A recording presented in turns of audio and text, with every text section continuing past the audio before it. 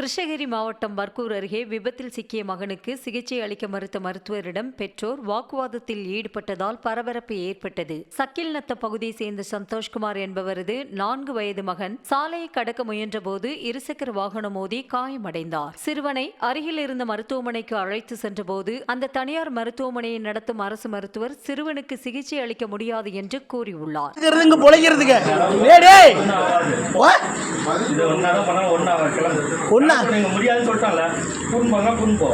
நீ எழுது பார்க்க முடியாது ஏன் பார்க்க முடியாது இங்க பார்க்க முடியாது காரணம் ரவுடி மாதிரி வரடி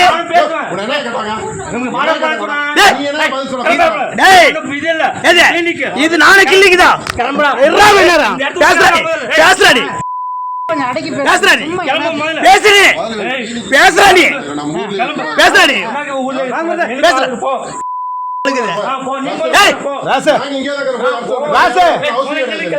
யாரடி போ சொல்றதுக்கு நீ வாட கொடுத்தா எங்க ஊர்ல கிள்ளிக்க பார்க்க முடியும்